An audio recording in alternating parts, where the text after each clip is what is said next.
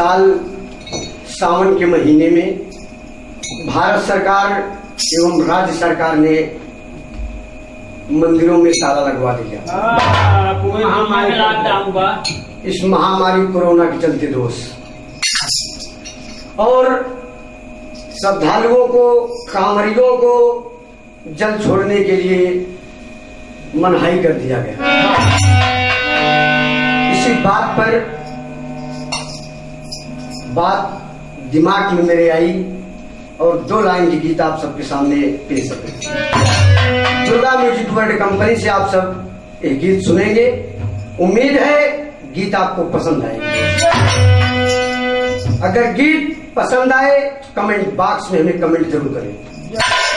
कहना कि हरे लगल नहीं सावन में, अरे लगल नहीं सावन में, बोल बम का नारा लगल नहीं सावन में।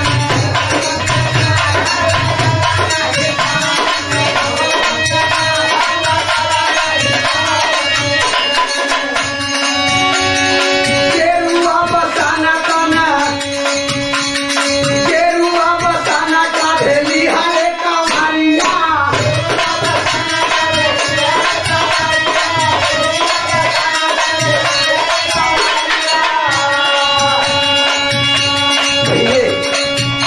साल के पीछे जब सावन का महीना आता था दोस्त, जिस रोड से, जिस मार्केट से, जिस जगह से गुजरते थे हम, गेरुआ बसंत और कांवर लिए श्रद्धालु बोल बम बोल बम बोल बम तो नारा लगाते हुए चले जा रहे। लेकिन इस साल ऐसा आया कि आपने कहीं मंदिरों में जयकारा नहीं सुना होगा दोस्तों। ऐसे कोरोना मेरे दिल से तहस नहस कर रहा है। कहना गेरुआ बसाना काढ़े, गेरुआ बसाना काढ़े लिहाले कांवरिया।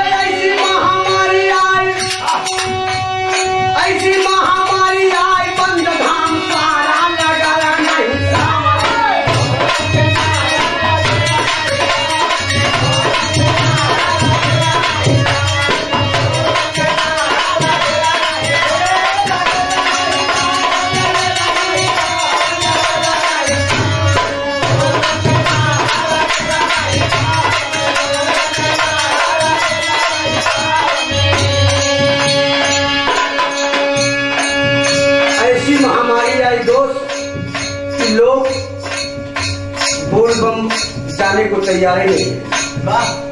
चले भी गए, किसी तरह से 1-2 लोग मंदिर तक पहुंच ही नहीं पा रहे। ये मेरे देश की दुर्दशा है। आशा खत्म भइली आई कोरोना,